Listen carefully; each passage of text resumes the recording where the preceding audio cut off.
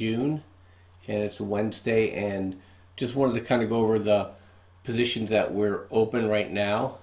We closed quite a few things out, and right now I'm going to walk through the open positions we had. So today we went ahead and put on a trade with corn, CORN, and we're going to stay with this one. This is going to be a long swing. We bought it at 2207, and this move down here is basically a lot of activity in the futures markets trying to drive out recent buyers because they're under the mistaken belief that the July weather report's going to be benign for agriculture. But the people that I follow in weather forecasting are 180 for the USDA and their forecasts, and I'm going to go with the people who actually put their own money into the trades on how they feel about the weather, and we're looking for a hot and dry July, and we're looking for corn to come right back up to these recent highs and beyond. So we put a position on, and so we're in at 2207, and we're holding the this is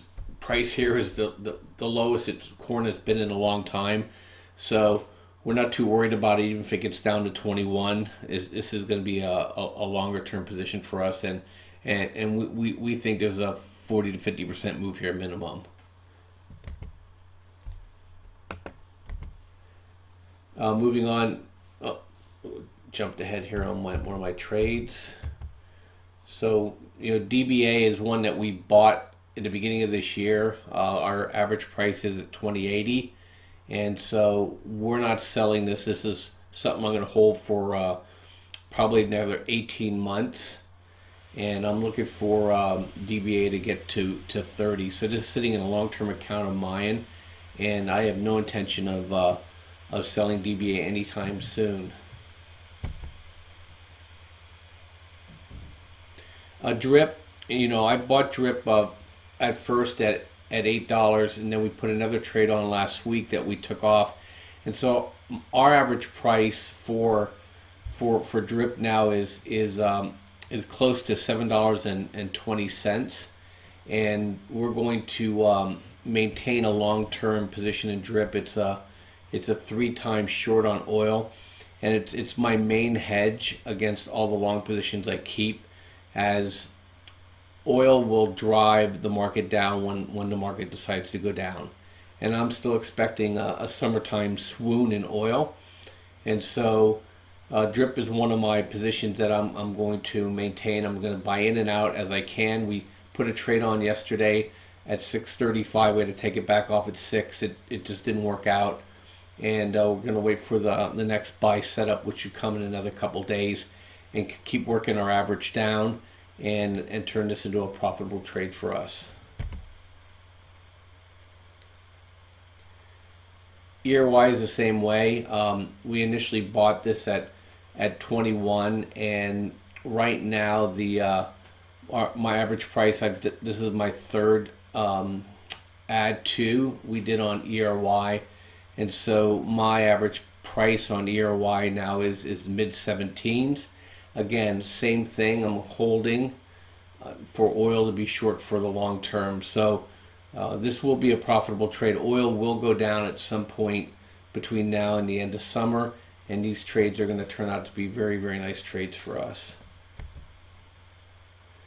JJG is a trade that we've been in from the beginning, and we're in at 3108 for 3180 for JJG.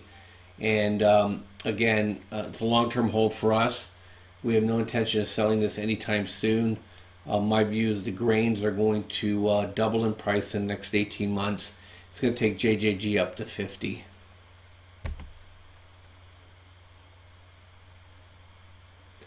Coffee, I've been in and out of coffee all year. It's been a very profitable trade for me. Our new buy price was yesterday at 21.28. And we're maintaining. I'm looking for a double in the price of coffee over the next 18 months. Coffee supplies are extremely tight right now, and they're having production issues. So I'm looking for the coffee contract, which is around $1.40 or 140 right now, to go actually up to into the 300 area, and it's gonna take Joe into the 40s, and that's when I'll look to be done with coffee. But in the meantime, I'm in and out of the trade, but it's a longer term swing for me, and we just got back into it again yesterday at 21.28. Cocoa, I'm long cocoa through a futures contract, and it's very profitable. I just point this out to you. It's almost impossible for anybody to buy this because there's just no volume. But cocoa is going to go the same way as coffee. We're going to see a really big move in cocoa. They're having a lot of issues with crop size, and demand is insatiable. So I'm long it through a futures contract, and I'm going to remain so.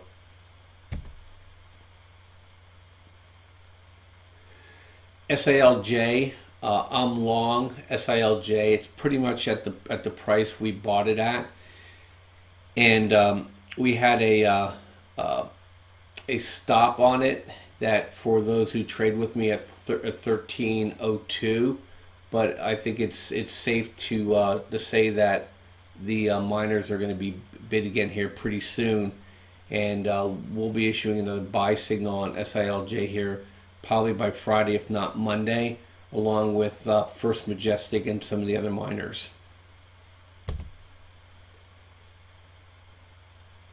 U-Gold, we just bought U-Gold towards the end of the day today. My price is 12, and for those who didn't get into it, I'm recommending they wait until it hits and gets over 12 again.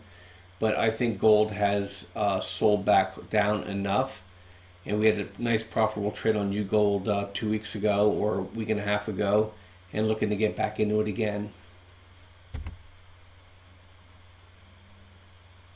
And wheat, I'm long wheat. I've been long wheat, and we got back into wheat last week at 8.98. Again, same story. The wheat harvest for North America is really driving the pricing right now and has pushed it down. However, in France and in Germany and in China and Ukraine, they're having significant production issues, and that's going to cycle through these future contracts as we get closer to the fall. And from July through September is the most seasonally positive time for wheat. So we went and took a position in WEAT, and again, these are long-term bottoms, multi-year bottoms here, so I'm not too worried about it pushing down on me a little bit more because it's not going to make a new low. Production's already coming off 2 or 3% from last year, and it's going to start firming prices up as soon as they work through the stockpiles that are out there in storage. And then I'm looking for wheat to be at 20 in the next 18 months. And the last two is XBI. We had an interesting day. We're in XBI around 54, and it pushed over today. It was kind of a short squeeze, a weird event, but my view is that biotech is the high beta, and biotech's going to push up, I think, significantly once we get past this British vote. Our stop in it is 52.54.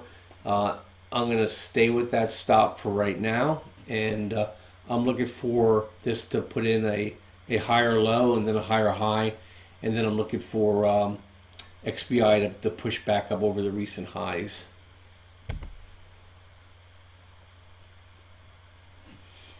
And finally, XIV, the trade I make all the time. And so right now, we went ahead and bought back in from last week's push up to at 28.50 was my buy price. I think some other guys got in around 28-ish.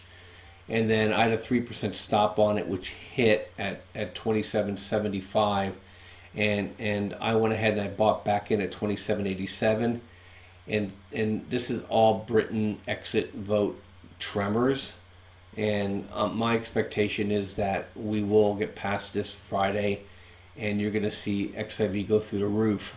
But if I'm wrong, I went ahead and bought some SPY put spreads just in case for next Friday. And if the British remain stays and the market pushed up pretty hard, I'll sell those as soon as I can and get what value out of them I can. But if I'm wrong and the British do vote to exit, and XIV will go down, I think it'll break the low here that it's on and go below 23. And those put spreads that I placed on will cover quite a bit of that loss for me, and then I'll cover those spreads and let the let XIV then cycle back up and try to catch profit on both legs combined over the next 2 weeks. So those are the trades. I think I'm back to the beginning again that we have on. It's open, and what I'm trading, and you know, I have a mix of contracts with futures and these ETFs and these positions. So, and just to give people perspective, you know, my portfolio is north of 6 figures, and so I'm not in margin yet, so I can add quite a bit to any of my trades to drive any opportunities that we see. So this is probably the most positions I've had on in a while, and you can see where my betting is my betting's on ag, and my betting's going to be on gold and silver. So anyway, have a great day, and this is kind of what I'm working on and the trades I'm in. You know, the trades for us this year, they're north of 100% on the signals, and on a weighted portfolio basis, we're close to 80% for the year. And so the signals do pretty well, and as we get past these news events, the things that we're down on will work themselves through higher. Anyway, join us. We have a great team, and we look forward to helping you make money. Have a great day. Bye-bye.